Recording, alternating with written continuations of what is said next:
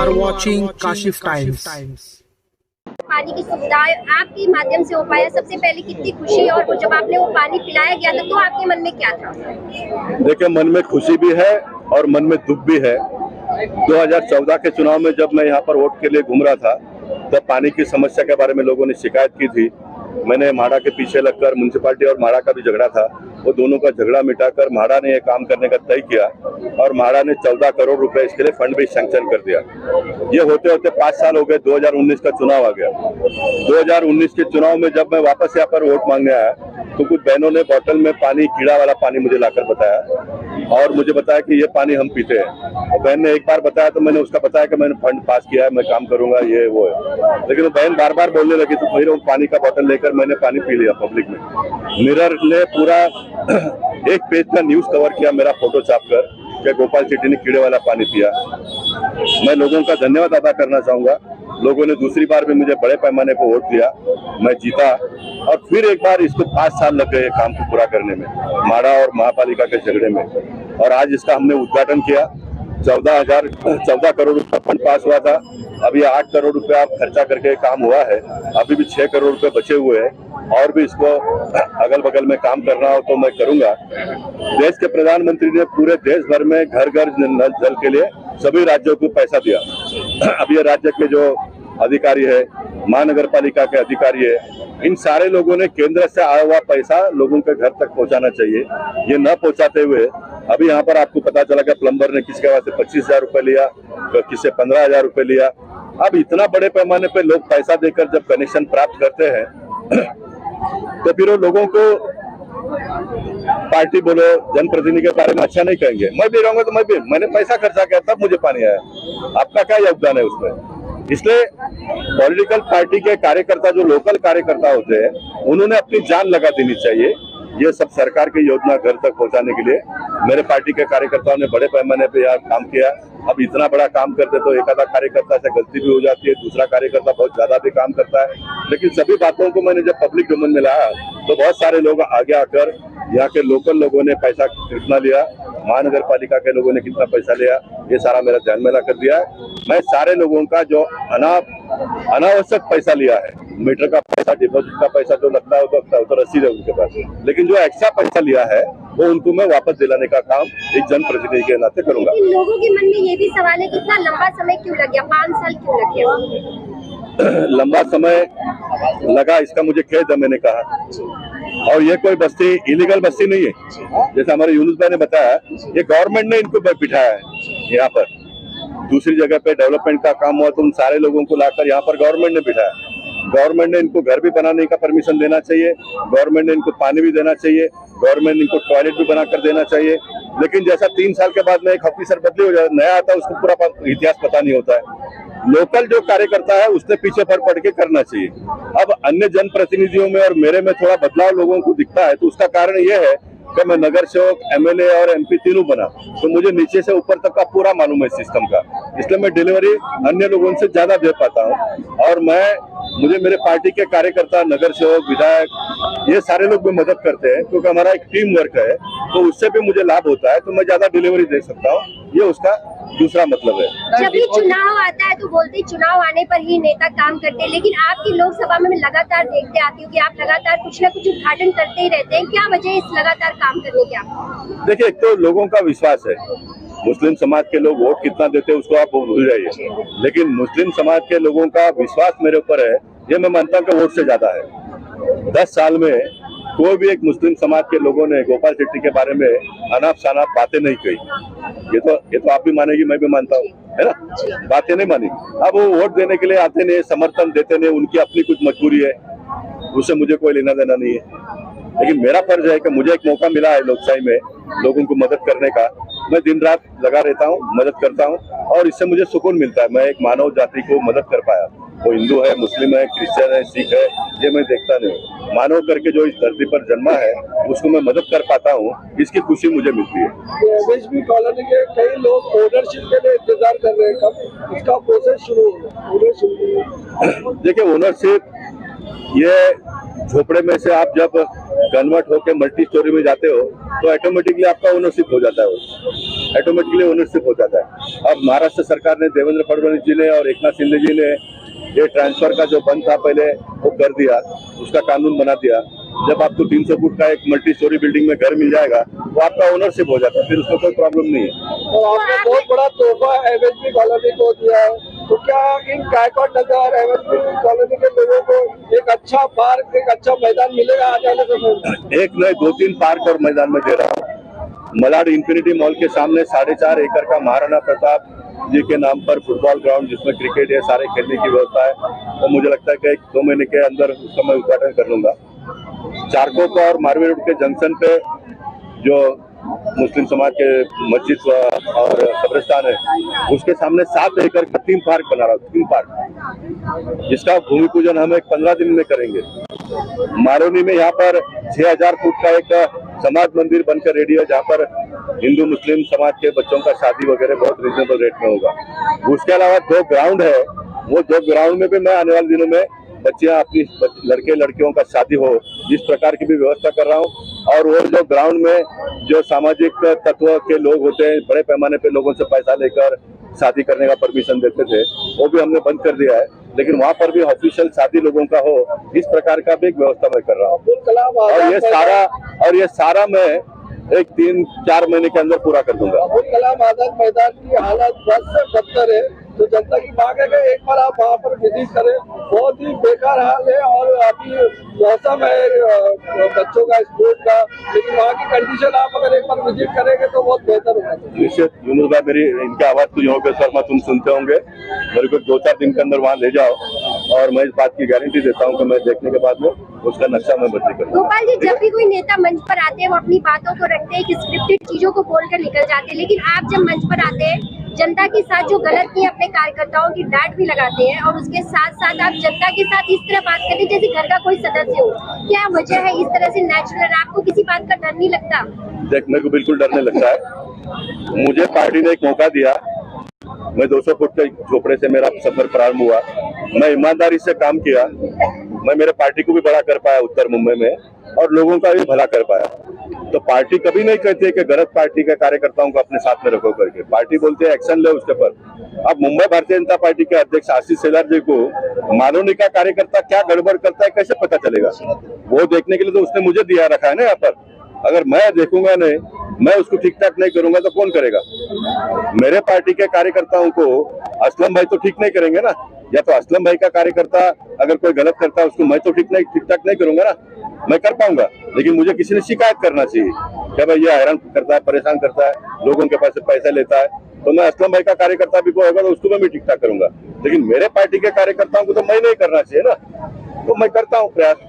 आज यहाँ की समस्या खत्म हुई है, लेकिन मालवनी में ऐसी और भी जगह है जहाँ पर पानी की बड़ी समस्या है, क्या वहाँ की भी समस्या करेंगे साथ? निश्चित करूंगा, 100% करूंगा। 2011 तक का सरकार ने मान्यता दिया है, ऐसे सारे लोगों को पानी का कनेक्शन मिले, टॉयलेट मिले, उनके घर तक रास्ता बने, और उनको या तो 300 फुट का घर मिले, या तो उनका जो घर है उसको रिपेयरिंग करने का परमिशन मिले। ये बुनियादी जो चीजें हैं वो दिलाने का प्रयास मैं निश्चित करूंगा।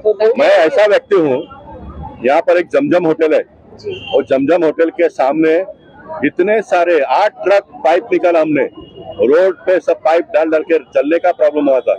उसको मैंने 2014 के चुनाव में आश्वासन दिया था, इसको मैं निकालूंगा, और उसको मैंने निकाला। अब वो जमजम वाला मालिक, मैं आपके टीवी पे कहता हूँ, मुझे एक फोन करके भी उसने थैंक यू नहीं कहा, लेकिन मैं उनको अभी थैंक यू कहता हूँ कि आपने मुझे मौका दिया काम करने का। उसने बताया नहीं, मैंने चुनाव में देखकर उसने किया। मैं बात इसलिए कहता हूँ, खुले मन से लोगों ने काम करना चाहिए। हिंदू मुस्लिम ये सब अपने घर पे रखो। सर जी, अपने घर के लिए कितने खर्च जाते हैं कुल, आप इसको जरा विस्तार से बताइए जनता को। देखिए, म्यूनसिपालिटी का जो डिपॉजिट है वो तो रसीद मिलता है, पाइप कितना फुट डालने का उसका हिसाब होता है, नजदीक होगा तो कम होगा, लंबा होगा तो ज्यादा होगा। उसके बाद में जो प्लम्बर काम करता है उसका मेहनताना मजदूरी है, इतना है, ये आप हिसाब किताब कर लो। एमसी को डिपॉजिट कितना जमा करना चाहिए? बोल रहे हैं कि 8,000 है, तो 8,000 डिपॉजिट ज्यादा है, वो मैं कम करा दूंगा। आप जनता को बताइए कि बता दिया मैंने, कार्यकर्ता ने प्रयास करना चाहिए। तो ये अगर कनेक्शन करवाता है, इसी जगह पर वापस से कार्यक्रम करो, इसका शॉल बिल देकर मैं इसका सम्मान कर दूंगा, और इसको वार्ड अध्यक्ष से मैं इसको मंडल में बड़े पद पर ट्रांसफर कर दूंगा। करेगा? अगर नहीं करता है, नहीं करता तो फिर नहीं। देखिए, आप एक आदमी के ऊपर एक्शन कर दो। मैं ये सरकार को कहता हूँ, इतना भ्रष्टाचार ये ऑफिसर लोग करते हैं, सबको निकालने की जरूरत नहीं है। घर में जब 4 बच्चे होते हैं ना, तो माँ एक को मारती है, एक को मारते है तो बाकी 3 डर जाते हैं, भाई हमको भी पड़ेगी, है ना? वैसे सबको काम पे से निकालने का जरूरत नहीं है। एक को निकाल दो तो बाकी सारे सीधे हो जाएंगे, क्योंकि इनकी आत्मा भ्रष्टाचार में, इनका आत्मा पगार में नहीं है। इनको मालूम पड़ता है कि हमको तो कहीं भी इतना पगार वाला नौकरी मिलेगा, लेकिन ये म्युनिसिपैलिटी में जो मलिदा है वो दूसरी जगह पे नहीं मिलेगा। इसलिए आजादी के 75 साल के बाद भी अगर किसी को पानी लेने के लिए अगर पैसा देना पड़ता होगा तो ये लोकशाही मुझे मान्य नहीं है। डॉक्टर बाबा साहब अम्बेडकर जी को याद करके, वीर सावरकर जी को याद करके कहता हूं, मुझे मान्य नहीं है। देश के प्रधानमंत्री ने पैसा दिया महाराष्ट्र सरकार को, मोदी जी ने 80,000 करोड़ रुपया दिया पूरा देश को घर घर जल पहुंचाने के लिए, और वो पैसा सरकार ने देने के बाद वो सरकार का लाभ लोगों को नहीं मिले हिंदू भाई, तो भी मुझे कोई वादा नहीं है। लेकिन लोग अपना पैसा खर्चा करके पानी का कनेक्शन लेना चाहते हैं, फिर भी अगर उसको परेशानी होती है तो फिर गोपाल शेट्टी ने क्या करना चाहिए? भाषण करना चाहिए। तो लोगों को कम से कम ये तो मालूम पड़ेगा, हमारा जो नुमाइंदा है, हमारा जो प्रतिनिधि है, उसको हमारा दुख दर्द तो पता है, इतना तो उसको मालूम पड़ेगा। इतना उसके मन में आ जाना, गणेश कंकर, इतना अगर किसी एक व्यक्ति के मन में आ जाना, ये सीधा एक वोट में ट्रांसफर हो जाता है। उसने वोट देना चाहिए ऐसा जरूरत नहीं, उसके मन में आ जाना ये वोट में ट्रांसफर हो जाता है। इसलिए राजनीति में काम करते समय मैं 7 बार चुनाव जीता हूं, कोई गलत आश्वासन नहीं दिया।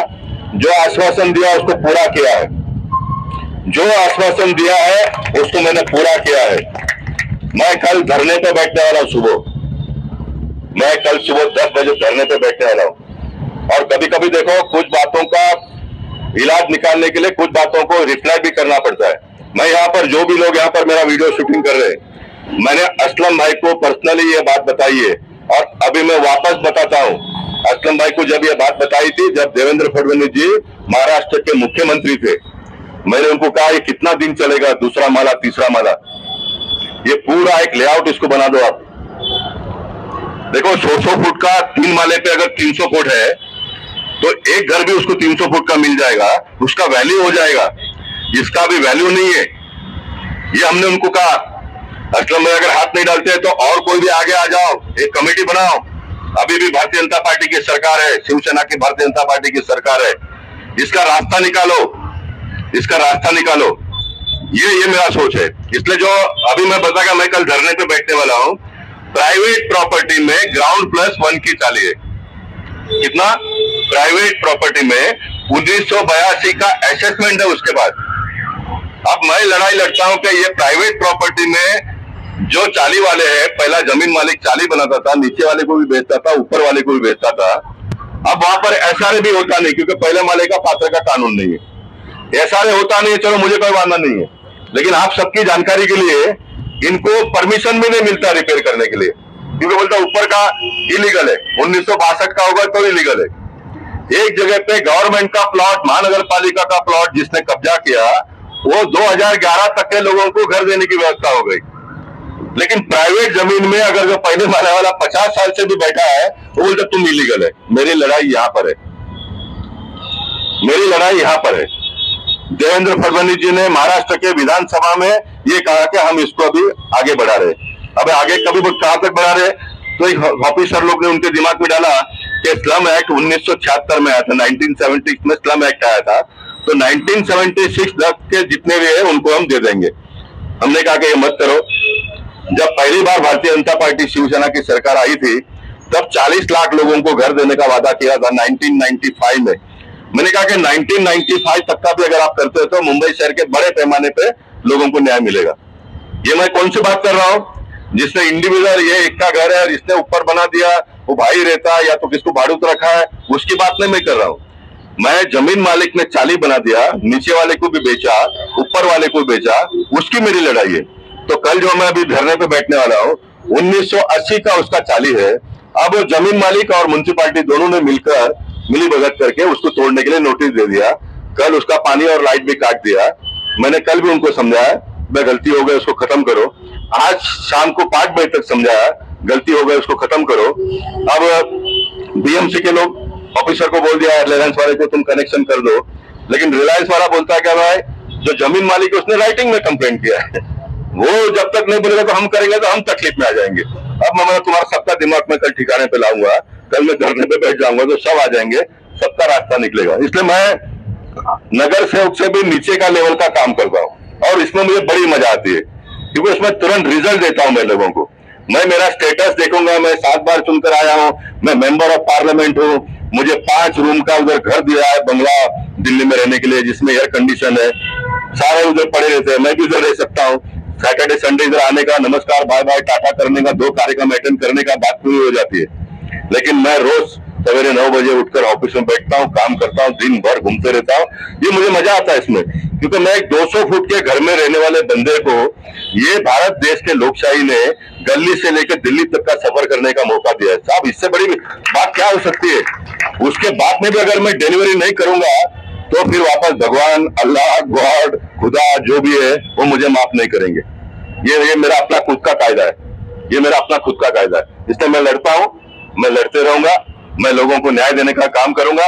इसलिए जब 2019 के चुनाव में देखें लोकशाही की कितनी बड़ी खूबसूरती है, एक जगह उर्मिला मातोंडकर जैसा फिल्म इंडस्ट्री की नंबर 1 की हीरोइन जब चुनाव में खड़ी है, लोग कभी कभी बोलते हैं ये जीते या वो जीते, छोड़ो ना यार, सुबह उठ के एक चेहरा तो देखने को मिलेगा, अच्छा फोटो रखेंगे, बोल सकते हैं तुमको हमने वोट दिया, तुम्हारे घर में हम फोटो रखेंगे, सुबह उठ के रोज देखेंगे।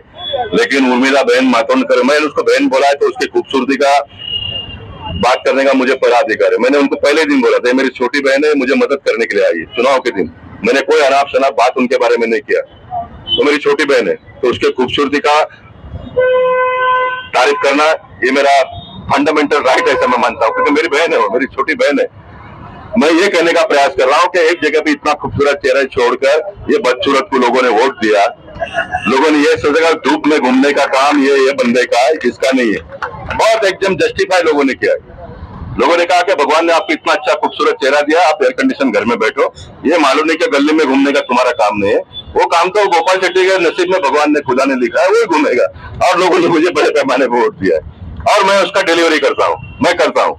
मैं अभी मालूनी में 20 एकड़ मलाड विधानसभा में 20 एकड़ जमीन डेवलप कर रहा हूँ, 20 एकड़। 7 एकड़ का मालवी और चारकोट के जंक्शन में थीम पार्क बनाऊंगा, बच्चों को घूमने के लिए मिलेगा जाने के लिए। 4.5 एकड़ का तो 1 महीने में उद्घाटन कर दूंगा, लिंक रोड पे बन गया है। ये पीछे बाजू 2 प्लॉट डेवलप करूंगा, हिंदू मुस्लिम दोनों समाज के बच्चों का शादी बहुत रीजनेबल रेट में हो उसकी व्यवस्था करूंगा मैं। ये सारे समाज कंटकों ने ये जमीन पर हल्ला करके भ्रष्ट लोगों को पैसा देकर लाख 2 लाख रुपया डेकोरेशन में सब करते हैं। कहां से लोग पैसा जमा करते हैं, 2 पैसा पेट मारकर और फिर शादी करते हैं, बच्चों का तो कर्जा लेते हैं, फिर वो कर्जा फेडने में पूरा जीवन पूरा हो जाता है। मैंने अपने आंखों से देखा है, मेरे माँ को और मेरे पिताजी को ये सिस्टम में काम करते हुए मैंने देखा है। इसलिए भगवान ने मुझे इतना बड़ा मौका दे दिया है तो मैं सोचता हूँ कि जितना मेरे से हो जाएगा उतना हो जाएगा। 6000 फुट का यूनुस भाई का सम्मान और तारीफ सत्कार मैं करूंगा, उसका उद्घाटन करेंगे। पूरे मेरे मतदार संघ में जो राम नाईक ने मुझे 500 फुट का मेरे बस्ती को बनाकर दिया था उसको तोड़कर मैंने 6000 फुट का बनाया नीचे और बड़ा। लेकिन ये 6000 फुट का मेरे 32-33 साल के राजनीतिक कैरियर में पहला कार्यक्रम होगा जो 6000 फुट का इतना बड़ा हॉल का मैं उद्घाटन करूंगा और उसके बाजू में इतना बड़ा मैदान बच्चों के लिए खेलने के लिए। और करो यहाँ ही शादी करो, कोई हॉल में नहीं जाएगा। अगर पैसा है तो भी लोगों को समझाऊंगा, वो पैसा आप अपने बच्चे के नाम पे फिक्स डिपॉजिट में रखो। यहाँ पर कम से कम पैसे में शादी करो, जो आप एक्स्ट्रा खर्चा करने वाले हैं वो बच्चे के फिक्स डिपॉजिट में रखो। भगवान और अल्लाह करे कभी उसको जरूरत नहीं पड़े, लेकिन पड़ता तो यह है। थोड़ा मन मारना पड़ेगा। मैंने किया है गोरेगांव के सब हॉल में शादी, बहुत गरीबी में 10,000 रुपया उधार लेकर किया था। और उन दिनों में थोड़ा एकदम गरीब होता है वो शरबत देता था, छोटा गिलास में, अभी बड़े गिलास में नहीं। गणेश को मालूम होगा, छोटा कॉफी पीते ना, वो गिलास में शरबत बांटते थे। उससे थोड़ा ऊपर का स्टेज का होगा, मैं उसके ऊपर का स्टेज का नहीं था। लेकिन जिस बस्ती में मैं काम करता था वो मुझे बचपन से नेता मानते थे, तो मेरा थोड़ा स्टेटस ऊपर था, तो मैंने आइसक्रीम रखा था। अब मेरी लोकप्रियता उन दिनों में भी बहुत थी। 1981 में मैंने शादी किया, नगर सेवक 92 में बना, तो गर्दी बहुत बढ़ गई। तो आइसक्रीम बांटने वाले का सिस्टम क्या हुआ करता था उन दिनों में, गर्दी जितना बड़ा उतना फिर आइसक्रीम का छोटा छोटा छोटा होते जाता था। पहला जो आ गया उसको इतना बड़ा आइसक्रीम मिलता है, उसके बाद में छोटा छोटा छोटा छोटा छोटा। कुछ लोगों को तो लास्ट में कुछ मिलता ही नहीं था, उसको नमस्कार आप लेट देरी से आ गए, आइसक्रीम खत्म हो गया, चलो बाद में देखेंगे। ये हालात से हमने दिन देखे हैं। तो मेरी ये तमन्ना है, दिली तमन्ना है कि मैं लोगों को मदद करूं। मैं मदद करता हूं और उसमें मुझे आनंद होता है। अंत बात बताकर पूरा कर दूंगा, जो पानी मैंने पिया तो मुझे भगवान ने प्रेरणा दी, पी लो। जब आप मीरा ने विष पिया था लेकिन वो मरी नहीं। मीरा ने विष पीने के बाद में वो मरी नहीं, क्योंकि मीरा पवित्र थी।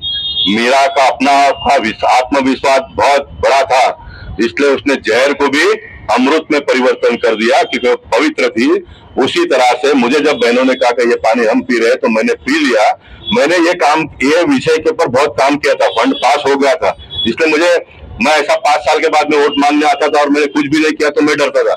मुझे हिम्मत आ गया और मैंने पानी पी लिया, पीला था उसमें पानी पी लिया।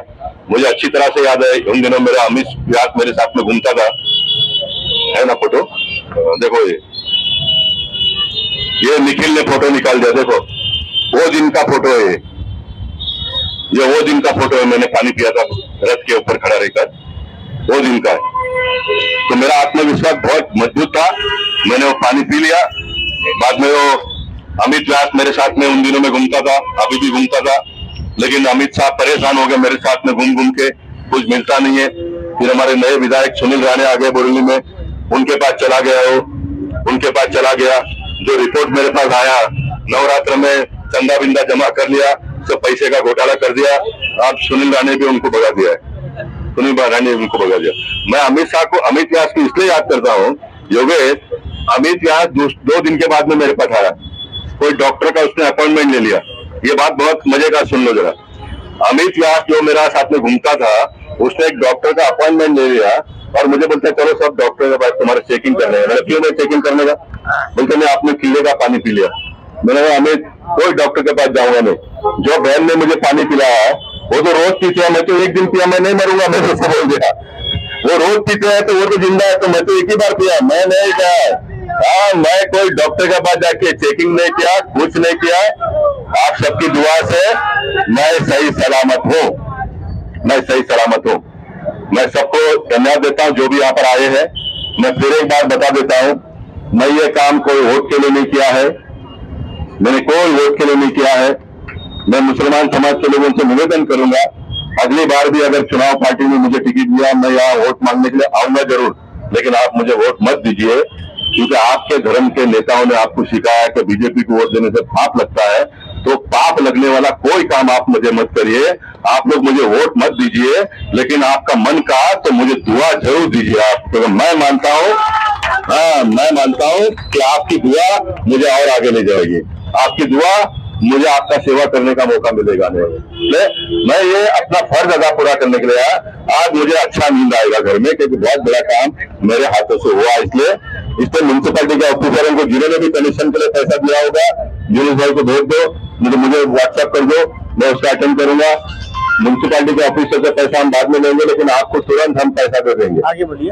आपको तुरंत पैसा देंगे, लेकिन आपको खाली नाम बताना पड़ेगा और जिसको दिया है बताना पड़ेगा, तो वो उसका हिसाब किताब में ठीक करने के लिए। और आगे जिसको भी आपको दिया है, कितना दिया है, आइए ऊपर आ जाओ। बहुत हिम्मत किया बहन ने, देखो जो भी आ जाओ, लिखो पंडित नाम लिखो, देखो आ गया पब्लिक। कितना पैसा दिया आपने? 25,000 कनेक्शन के लिए दिया। कनेक्शन नहीं दिया, 25,000 रुपए ले लिया। किसने लिया 25,000?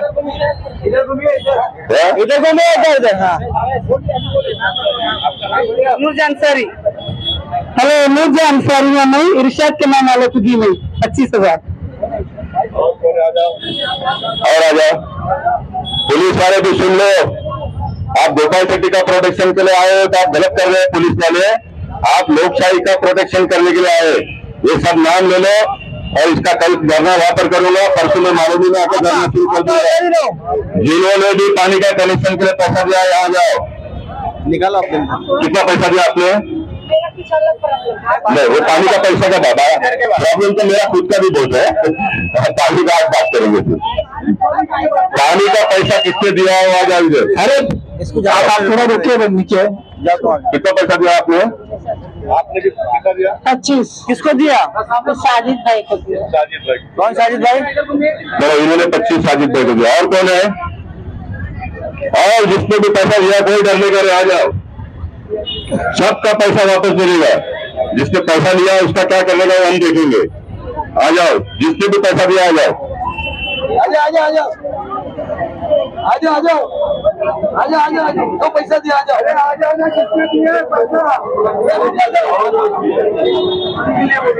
डरने का नहीं, बिल्कुल डरने का नहीं, आ जाओ, मैं बैठा हूँ।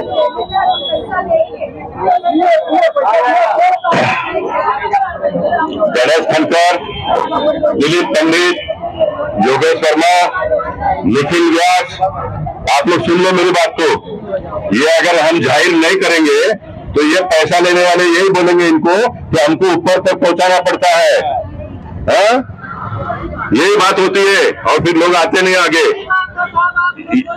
यही बात है, देखो सुन लो, यही बात है। हाँ।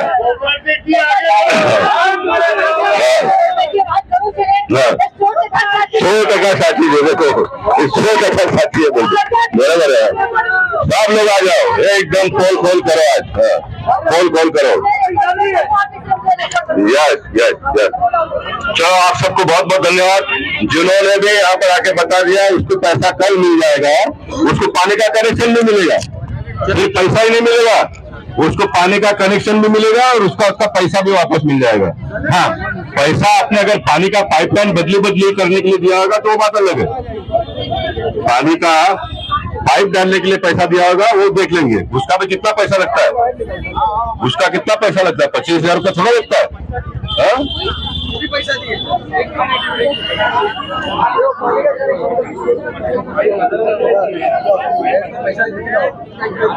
पैसा दिया है। कितना पाइप डाला है?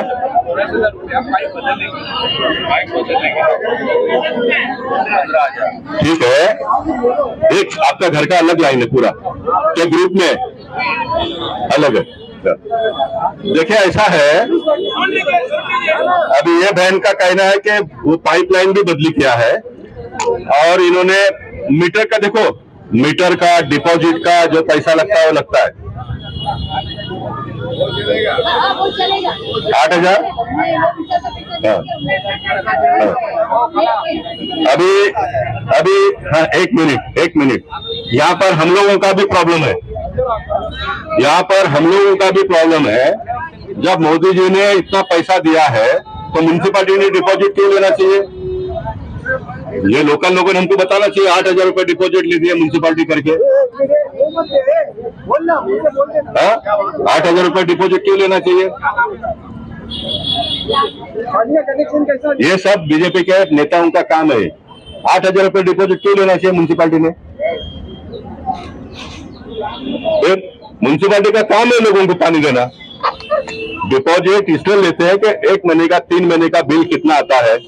3 महीने का बिल कितना आता है? इसका 1200 रुपया आता है, 1150 आता है, 1200 आता है, मैं कहता हूँ कि 2,000 रुपया आता है। 8,000 तो नहीं आता ना, तो आप 3 महीने का ले सकते हो उससे डिपॉजिट 2,000। 8,000 रुपये क्यों लेते हो? ये हमको बदली करना पड़ेगा कानून में। इसलिए जो म्युनिसिपैलिटी का डिपॉजिट का मीटर का पैसा ये व्याजी पैसा है। पाइप का अगर किसी प्लम्बर ने डाला होगा उसका एक हिसाब लगता है और फिर उसमें उसका ऊपर का मजदूरी लगता है। वो कितना मजदूरी लगता होगा?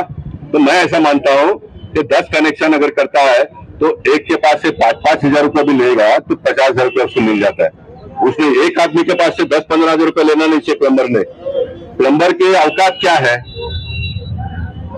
प्लम्बर बोलो या तो चुनकर आने वाले लोग, 1,000 रुपया उसका पगार कितना होगा? उसको 50,000 रुपए का नौकरी मिलता है क्या? नहीं मिलता है। तो ये प्लम्बर का काम करके अगर वो महीने में 50,000 रुपया कमाता है तो मुझे कोई प्रॉब्लम नहीं है। लेकिन वो 5 लाख रुपए कमाने का धंधा करेगा तो उसका मैं उसका विरोधी हूँ। तुम 50,000 रुपया कमाओ, कोई प्रॉब्लम नहीं है। मैं भी लोगों को कहूंगा इसका घर चलना चाहिए, काम कर रहा है ना, म्युनिसिपैलिटी में एक बार जाते तो 200 रुपया लग जाता रिक्शा का, उसमें कोई प्रॉब्लम नहीं। लेकिन आप लूटपाट करोगे तो वो नहीं चलेगा। ठीक है, चलो आप सबको फिर एक बार बहुत बहुत शुभेच्छा, शुभकामनाएं। नगरपालिका में वाटर डिपार्टमेंट के लोग डायरेक्ट जाता है कमिश्नर ने नहीं लेते हैं। के थ्रू लेते हैं। बराबर है, बराबर है, बराबर है, बराबर है। तो जैसा, चलो अभी हम इसको समाप्त करेंगे। आप लोग का जितना पैसा ज्यादा लिया है वो एक हम हिसाब किताब करके वापस दिला देंगे, मुद्दा नंबर 1। अब